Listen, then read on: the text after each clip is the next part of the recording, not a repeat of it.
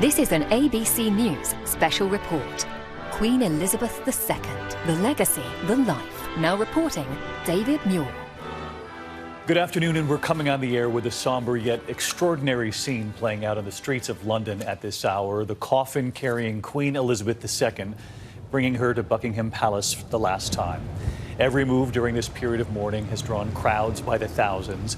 You can see the pictures there now. The procession taking her to Buckingham Palace. The Queen will be placed in the center of the Bow Room. She'll remain there overnight. She will then be moved to Lion State at Westminster Hall. That will play out tomorrow.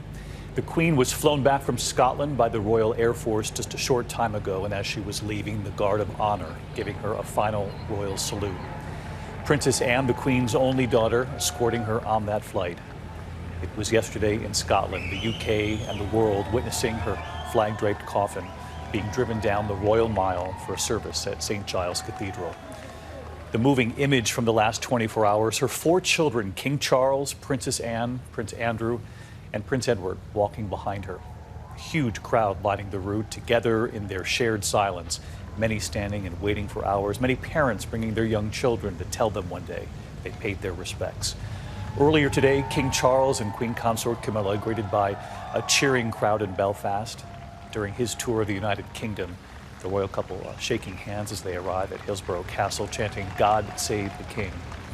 I believe that's what we call Nat sound, the sound of people reacting to the Queen coming home there in London. Charles seen petting a corgi in some of the images of the last 24 hours just this morning. That corgi brought by someone in the crowd. The Queen, of course, famous for her love of corgis. As we watch the hearse pull into Buckingham Palace, a profoundly moving image. We know that London, of course, 5 hours ahead of us here in the east, 4 minutes past 8 o'clock there. You can hear the cheers welcoming the Queen home for the final time. Victoria Murphy, extraordinarily moving to see Queen Elizabeth II come home for the last time. Incredibly moving to be here this evening, David, outside Buckingham Palace, and to see that state hearse with the Queen's coffin draped in the royal standard drive around the Queen Victoria Memorial. I think the symbolism of her coming back to Buckingham Palace, the official seat of the monarchy, one final time. And what was very striking was that there was, before she arrived, this incredible hush that just descended on the whole area here. There's been a hive of activity around Buckingham Palace for the past few days, but as we anticipated her arrival, it was so very quiet. And then, as you heard, as the hearse drove past there, cheers, claps from the crowd, getting the chance to see their Queen one final time. I have to admit that we found that quite moving. We expected the silence, the somber nature of the moment, Victoria, but to hear the applause, the cheers, it simply reinforces the profound impact the Queen had for 70 years on the United Kingdom. I think you're absolutely right, and those spontaneous claps and cheers clearly coming from the heart there. People have been moved to come here this evening and stand in the rain. It's been horrible weather, but people have been willing to stand here and wait in order to catch a glimpse of her. And I think that reflects the fact that throughout her reign, she went into people's communities, their towns, their cities. She formed a connection with people. Many people here today will have a memory of having seen her visit their home or community. And I think that feeling that they can come here and they can be here and they can witness this is so very special. Victoria Murphy, our royal contributor, with us again this afternoon as we look at the faces of those who have gathered under a steady drizzle in London with their phones out, as you can see, documenting the moment. It certainly is an historic moment as they bid farewell to the Queen and certainly welcome King Charles III. Majestic shot there of Buckingham Palace, the final route home. There was a statement from Princess Anne, of course, King Charles' sister, the Queen's only daughter, that came out just a short time ago. She said, "I was fortunate to share the last 24 hours of my dearest mother's life. It has been an honor and a privilege to accompany her on her final journey." She went on to say, "Witnessing the love and respect shown by so many on these journeys has been both humbling and uplifting." And I love this next line. She said, "We may have been reminded how much of her presence and contribution to our national identity we took for granted." our foreign correspondent James Longman with us as well for our coverage. And James, over the weekend, of course, it was Princess Anne and the curtsy to the Queen, and this was all part of the Queen's plan, that her daughter be with her at her side for nearly the entire journey home. Yeah, David, I think Princess Anne really, for a lot of people, has become somewhat the sort of star so far of this. People's, really, their hearts have gone out to her. There was an extraordinary photograph of her sitting in the hearse, looking out to the crowds, her eyes with tears in them. And we're not used to that, particularly from Princess Anne. You know, she is known for her stoicism. I heard one rather moving moment along the route in Scotland. She's known to be a lover of horses, like her mother, of course. And there was a whole parade of riders who were along the side of the motorway, all on their horses. And the horses stood still as though they knew, in silence, watching this motorcade go past. I mean, we're not clear about how moving every moment is going to be, and then it comes, and then it moves us. It really is extraordinary. Tonight, you know, I just watched the hearse go by. That's the first time I've seen the Queen, and I was moved. And throughout this process, I think people are discovering their feelings for the Queen.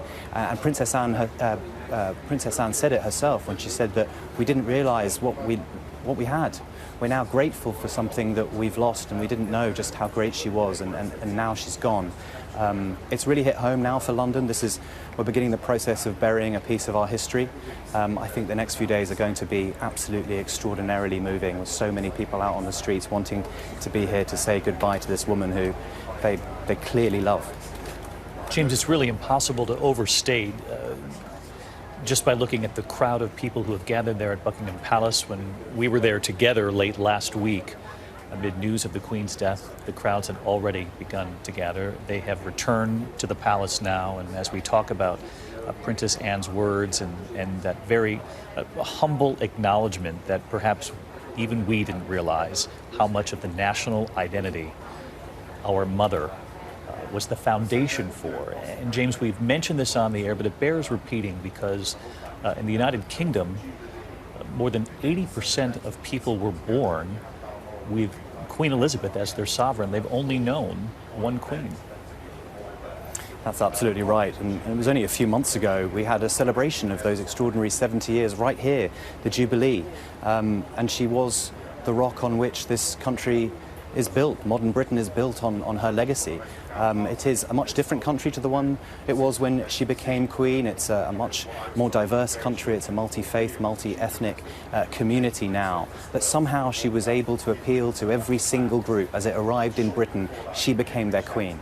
And the Jubilee was an extraordinary moment of thanks for her. I think we knew at that point that perhaps the end wasn't going to be very far away. It felt like a goodbye and an introduction to the new king, of course. I remember here, we were stood on the roundabout here, and we all sang at the end on the final night, "God Save the Queen," and there were thousands singing it. It was tremendously moving. But of course, all of us are going to have to get used to singing "God Save the King" now. It's a very strange moment for Britain. Yeah, we witnessed those who were there to mourn Queen Elizabeth, but also to welcome the king on his first visit back to the palace. And they were singing "God Save the Queen," and then in a spontaneous moment began singing "God Save the King." It's been this sort of juxtaposition of mourning the loss of someone who was so influential, who was such a symbol of strength and her steady hand for so long, but at the same time, the people of Britain making it clear that they will welcome their king. I was pausing there for a moment just by looking at the expression on that woman's face just moments ago, and that is something that James alluded to a short time ago, just the emotion on the faces of the people of throughout the UK, but Victoria in particular, the royal family. And as we await images from inside Buckingham Palace now, the royal family, tough, steady, but we have seen throughout these last several days the emotion on their faces, and it's impossible to truly imagine the fact that they're stepping forward and they're stepping ahead with this new chapter, while at the same time mourning the loss of their own mother. You're absolutely right, David, and it has been heartbreaking to see some of these images of members of the royal family in the past few days, some who are usually so stoic, so resolute. Princess Anne, a very good example of that, looking just absolutely broken and devastated, and they really are straddling this balance between mourning a personal loss, and this is a mother, a grandmother, a great-grandmother, but also understanding that the nation is grieving, and at this time they have public roles to play. And I think they are very mindful of that because, of course, that was something that was very important to the Queen. Duty first. She understood her public role, and I think part of their mourning process is making sure that they do their public roles to the best of their ability now, and that they really do her proud in the way that they present themselves in the days moving forward. Victoria, take our audience through the image we're looking at right now, the royal standard at full staff above Buckingham Palace, and the Union flag remaining lowered across much of the UK. But this image right here signals the King. Not only the Queen, but the King is home as well at this moment. This is such an important image, David, and yes, nothing exemplifies the continuity of the monarchy more than the fact that currently the Royal Standard flag is flying at full mast from Buckingham Palace. Of course, the Union flag has been lowered at half mast for most of the time, but now the King is in residence. So the Royal Standard flag is flown at full mast because it is never flown at half mast, because when one reign ends, another immediately begins. So the King at Buckingham Palace now, at his official residence, welcoming his mother's coffin with other members of the family. And as we await images from inside the palace, I wanted to take you down to the ground level, which is where TJ Holmes is, among the many who have gathered, the thousands who've gathered there outside the palace. And TJ, what have you witnessed there? Don't let the scene behind me fool you now. It looks like London is buzzing again like it always does, but this area just stood still for almost 2 hours as people were just waiting for a glimpse. And for that last hour before she actually passed, because where I am here, that's where she took her last turn. Them in Hyde Park Corner, and she came around and she made that left, and the Queen made that straight shot up Constitution Hill going home, and that's what people were here to witness. The crowd was 10 plus deep at times, and you talk to so many people who were here, a family that was on a train for 2 hours just to be here for a moment to just get that split second where they could applaud. I talked to a woman named Elizabeth, who was named after Queen Elizabeth, who had to be here. But something you and James were talking about, I picked up on, is that they didn't realize what they had, some people would say. And I talked to a group of young ladies, 18 years old, and one admitted, say, what did she mean to you? What did the Queen mean to you? She said, she didn't really mean anything to me.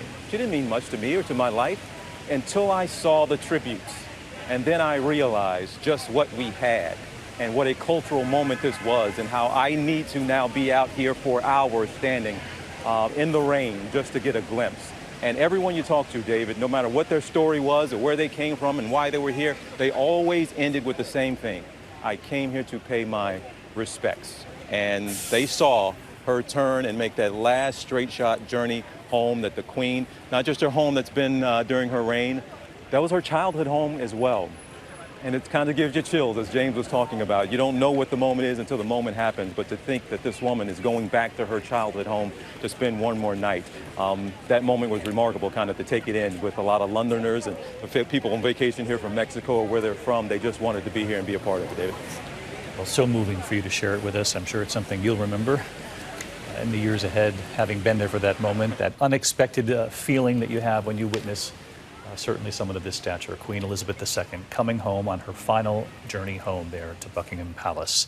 We're going to have much more as this journey home continues. We know she's been taken to the Bow Room. Her children, King Charles, and her other children, Princess Anne, Edward, Andrew, also there, as well as the extended family.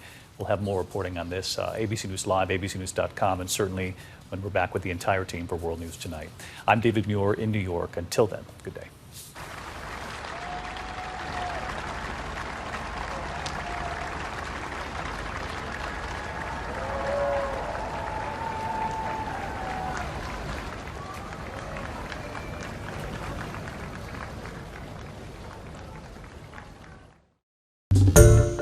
Hi everyone, George Stephanopoulos here. Thanks for checking out the ABC News YouTube channel. If you'd like to get more videos, show highlights, and watch live event coverage, click on the right over here to subscribe to our channel, and don't forget to download the ABC News app for breaking news alerts. Thanks for watching.